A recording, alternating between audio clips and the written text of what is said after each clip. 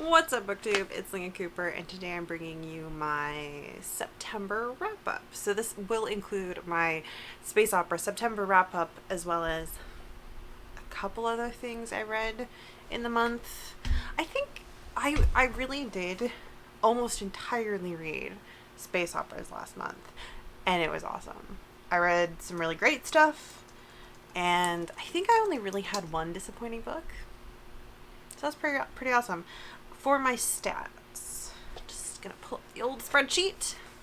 So I finished and read 8 things last month. Mix of novels and a sprinkling of novellas in there. I read 2,763 pages, which averaged out to be 92 pages a day. So I have been trying to hit 3,000 pages per month, give or take, so it's 100 pages per day, but that's still pretty darn close. And yeah, eight things. It's really awesome. So let's get into everything I read. I know the first thing I finished of the month was not a space opera September read, and that was actually an arc called Black Sun by Rebecca Roanhorse. Put a picture up here. So I have not done a review of this book yet. I know I am three arc reviews behind. I'm kind of thinking I might not actually do individual videos about them. I might actually just do written reviews and post them on my website and Goodreads, because I'm really not feeling up to doing video reviews. But anyways, this was an arc. It is, I think, coming out in October. I will leave a link to the pre-order down below so you can check it out, and the Goodreads page so you can check it out.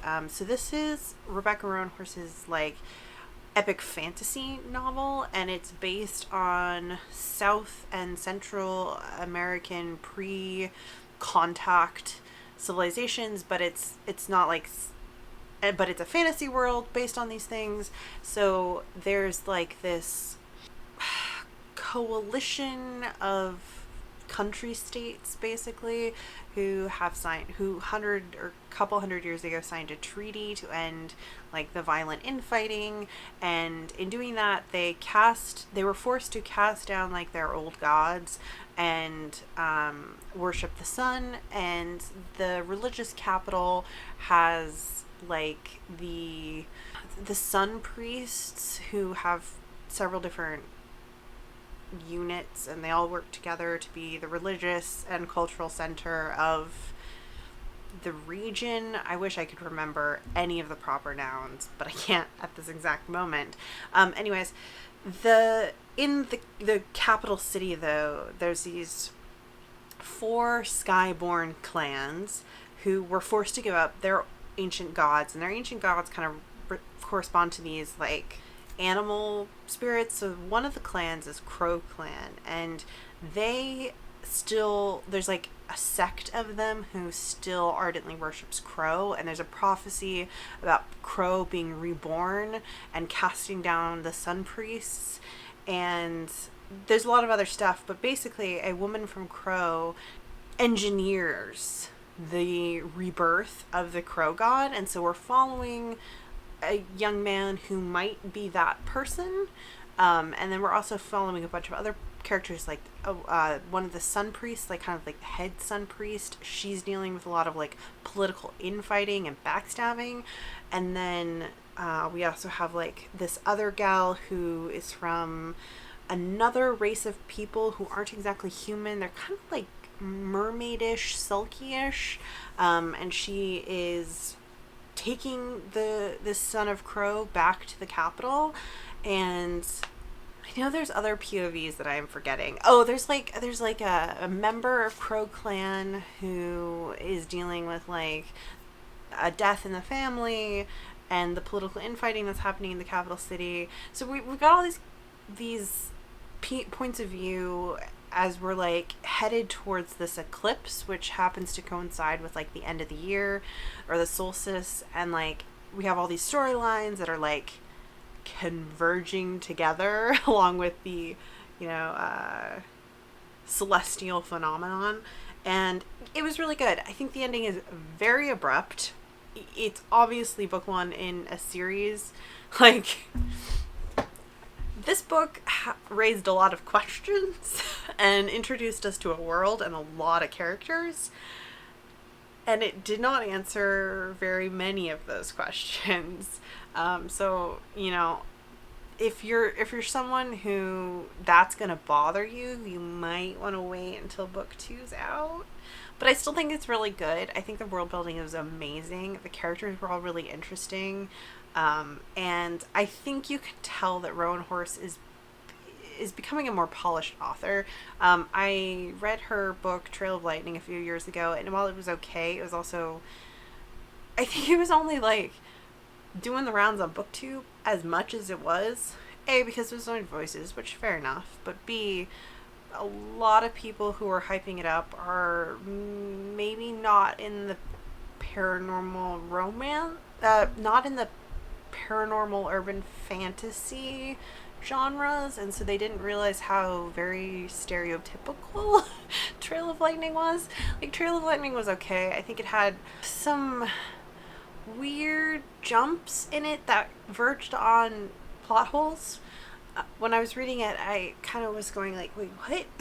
And then it kind of felt like the author retrospectively tried to fix the verging on plot holes that they had introduced. But at the end of the day, it was like, it was fine. It just wasn't revolutionary.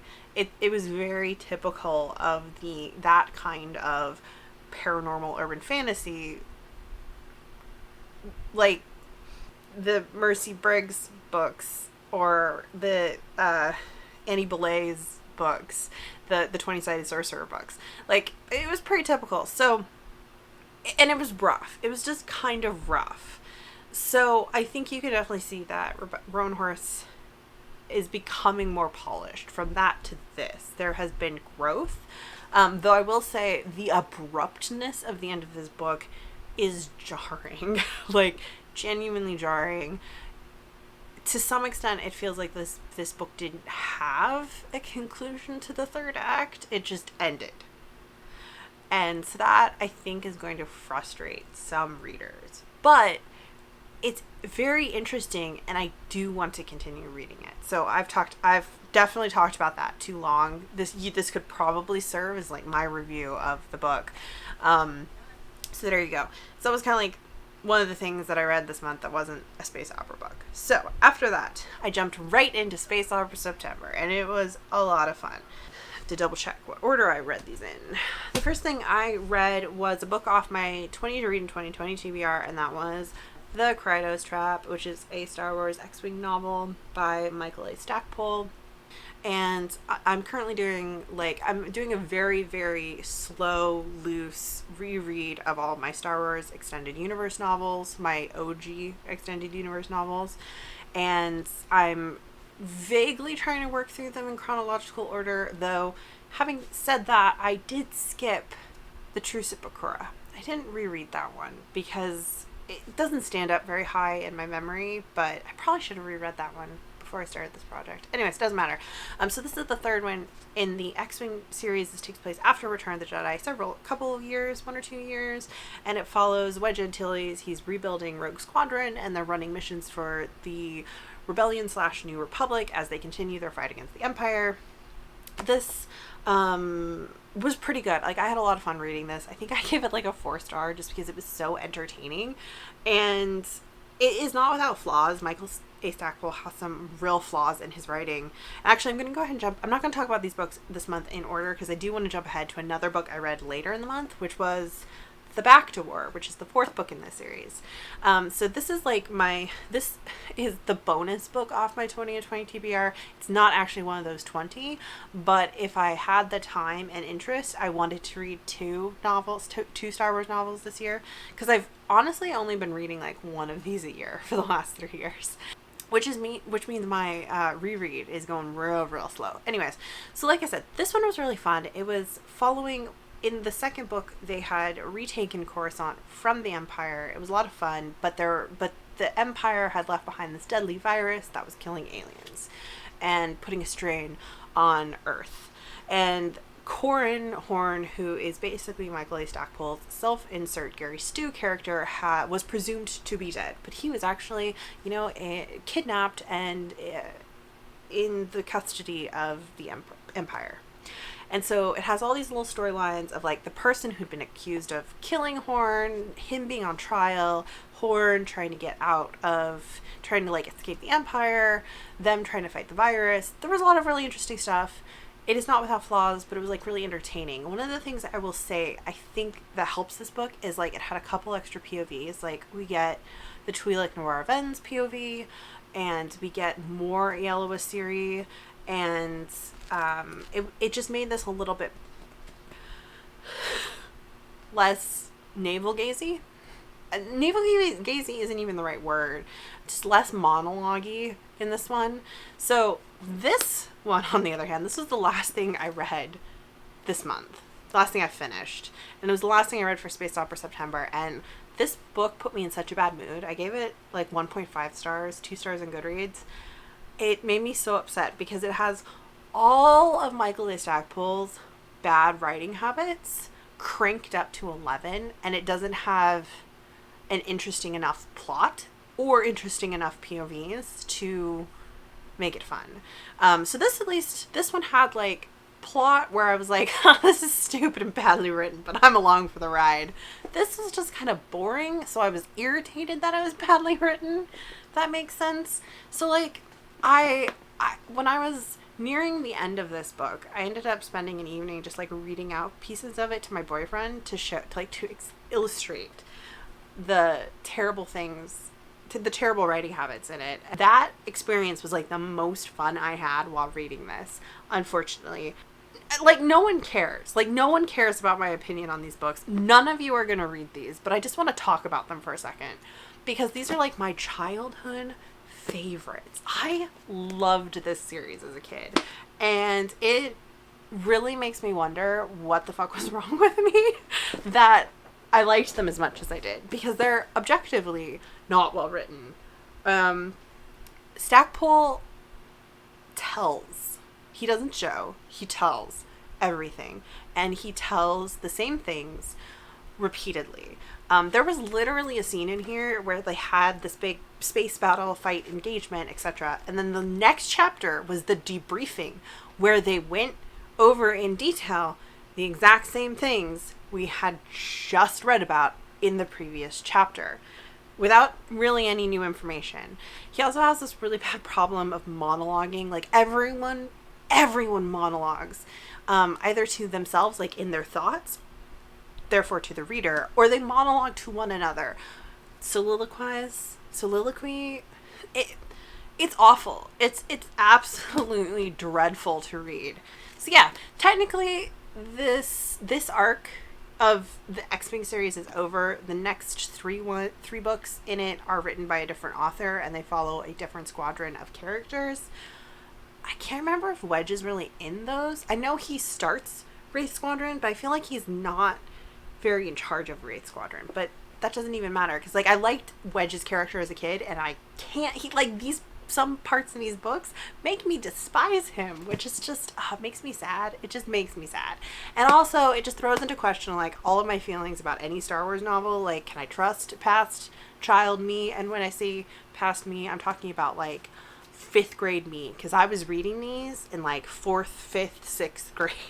I was pretty young when I was reading these. I don't know, and it makes me worried about reading my very favorite of all the Star Wars novels, which is The Courtship of Princess Leia. I loved that one. Like, I loved that one to pieces, and I am concerned to reread it. Like, I'm concerned. Anyways, so I read those. I got those 2 marked off the TBR. Got them read for Space Opera September. Very, like, the epitome of space opera. Am I right? Like, it's not just Star Wars. It's about Rogue Squadron. Like, there are so many scenes with dogfights in space in these books. Okay, so yeah, that was that. Then the next thing I read and finished was a novella. So this did count for one of the challenges for Space Opera September, which was to read a novella. And that was Sisters of the Vast Black by Lena Rather. This is a Tor.com novella. And this was good. I really like this. I think I gave it 4 stars. It's about a convent that exists on a living spaceship, and they travel through space. They travel to planet, with like ostensibly on mission, right? To preach, spread the good word, but also to do like humanitarian efforts. And this book though is really about like how Earth has lost a civil war with like the outer planets, and there are factions on Earth who want to reclaim their grip on the solar system. And it talks about kind of like how governments, the lengths that they are willing to go to claim possession of places, and how disposable people are to governments, and how governments have no problem using religion to their ends, and also how organized religion, in many cases, does not care what harm they do, as long as they get to convert people and therefore gain more power. Anyway, so it's a really interesting look at kind of the connection between religion and government, and I would highly recommend it. I thought it was genuinely very good. Interesting characters. The only thing I will say is sometimes there were POV switches where it wasn't super apparent who it had swapped to, like what character it had swapped to. So like the character voices were a little samey, and so sometimes I'd have to like read it, and then I'd have to go back and reread again to figure out whose POV we were with. That doesn't happen to me very often, so warning for that. You might have to do a little bit of a close reading. After that, I actually read another novella. So after that, I didn't know what I wanted to read, and so I just made a TBR of all of my potential space opera September books, and I just let my boyfriend pick. So he picked Dream Houses by Genevieve Valentine. So this is another novella, and this one was a trip. I read it though in I think a single day. Like I couldn't put it down. And it's not super long. I think it's like maybe 120 pages. But I did read it in a day because it was so compulsively readable, and it is about a long haul cargo ship. The crew launches from Earth basically with the materials, and then they go into cold sleep, and then they wake up to land the ship at a distant Earth colony. And our protagonist wakes up, and all of the rest of the crew has died. They are the only one awake. There is a ship AI, and the AI, very early on, it's apparent that the AI is like lying about stuff, and they realize like the AI is lying about the cargo hold, saying it's empty, they don't have access to it, etc. And the thing about it is since they are supposed to be in cryosleep, there is literally not enough supplies on the ship for this person to survive outside of cryosleep for the length of time it's going to take them to fly all the way out to the colony, because it's like a 5 or 6 year flight that they're going to have to be awake for. And so most of the story is about hunger and it's intercut with snatches of the characters' past, their childhood, and their messy relationship with their brother. And it is dark and creepy, and for a lot of the time you are unsure how reliable the narrator is, and also like the AI on the ship definitely seems suspicious, but then there's this voice in the back of your head wondering, but am I getting a clear picture of the ship in the AI, or is it just the unreliable narrator? It was great. I really liked this. It was claustrophobic, and warnings for cannibalism. I mean, like There you go. It was so good though. So I think if you have the opportunity to read this, pick this up. It is in the best SFF novellas of 2015 collection. There's a collection with a title, something like that. It is in that collection. So maybe you run into it and want to read it. Yeah, I liked it. Okay, so then the next thing he picked, because again, after that, I still didn't know what I wanted to read. So I just let boyfriend pick off my TBR. The next thing he picked, I was really glad he picked this, was Network Effect by Martha Wells. So this is the 5th book in the Murderbot series. It's the first full-length novel. The other ones have been novellas. I think most people have heard of these books, possibly. Murderbot, like won a few awards. It's done pretty well. It's pretty well received. This was one of my highly anticipated reads of this year, and it did not let me down. So this is a new release, and I got it from my library. I was the first one. Get this copy from my library, and I'm going to have to return it because it's overdue. But this was so good. I read through this so fast. It follows Murderbot. They're on a mission with some folks from the original science group. I'm trying to think what are they, what's their area called? They live in a specific place outside of the corporate rim, and I can't think of what it is now. They live in kind of like a socialist colony outside of the jurisdiction of the corporate rim, and they are just minding their own business when suddenly Art from the second novella shows up and grabs Murderbot and the kid of Dr. Mensa, the lady who holds Murderbot's contract now. And then, of course, everyone else follows after them. And they end up going to this planet where they discover that Art's been deleted and their crew is missing. And it is such an emotionally charged action adventure story, and it's so good. I think we all wanted another book with Art. I know I certainly did, and this does not fail to deliver. This delivers in every respect. I don't understand how Martha Wells gets me so invested emotionally in characters so fast, but she's a deft hand at that witchcraft, and I love it. I loved this story. I love the world building. This deals with planets and colonies, multiple colonies from corporate realm and pre-corporate rim, and also deals with alien artifact influence, which is a creepy thing in this universe. And I love this so much. It is so good. If you're a sci-fi reader who hasn't read the Murderbot books yet, go read them. What are you doing?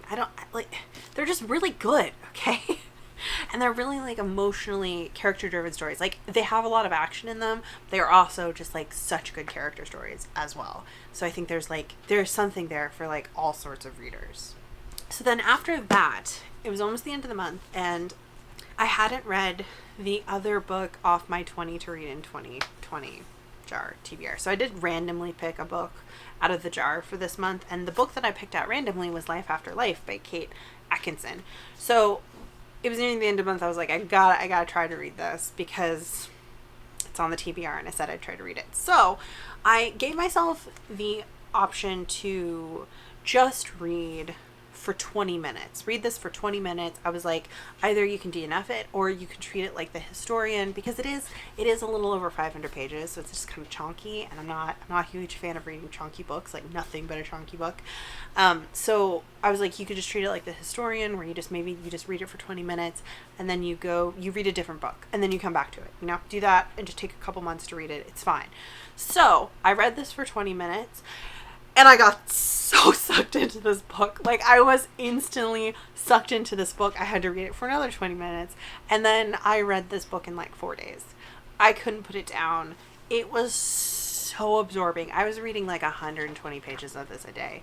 It was so interesting. It's not a thriller. It's a historical novel with a weird speculative element in it. When I said it was a thrillery book, it was just because on the cover, Time has a quote that says entirely thrilling. And so I thought it was thrillery. It's not.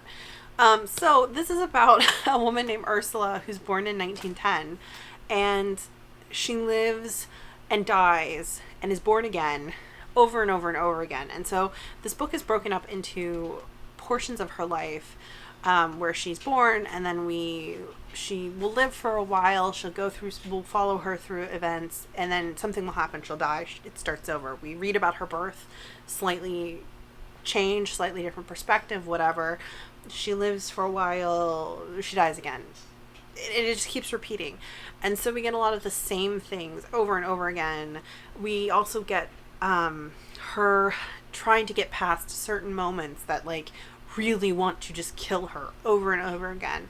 At some point, because she has lived and died so many times, she starts to have kind of deja vu, or she has these senses of something bad gonna happen, and so sometimes it helps her avoid badness.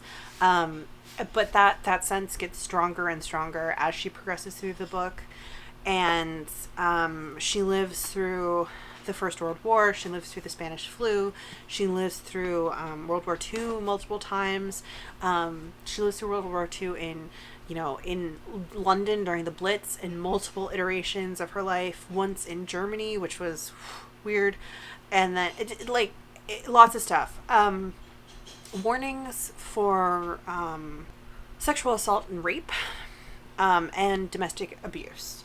So there is one particular lifetime in this, I think, called Like a Fox in a Hole, and that is a grim, uncomfortable section to read. Honestly, I was really glad when she finally died, so that we could get out of that life. But this was so good. I totally understand why this is so well loved, and I think if you like speculative fiction, and if you like historical fiction, this is probably going to be another one of my good crossover books between those two genres, because it was really good.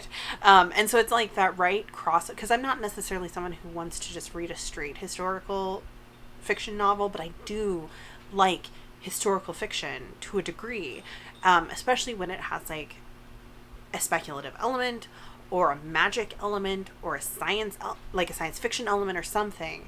And so this had just enough of that speculativeness to it to be perfect for me. So yeah.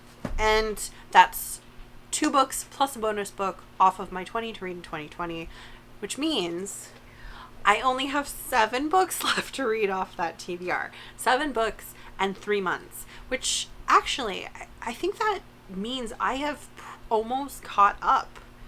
I mean, I still have to read 2.2 books and change, but that was kind of my goal when I really started knuckling down on this challenge, was to read 2 a month. So I think I'm doing pretty good. Yay. Now moving quickly into the last few things I read this month, because I know this video is getting ridiculously long.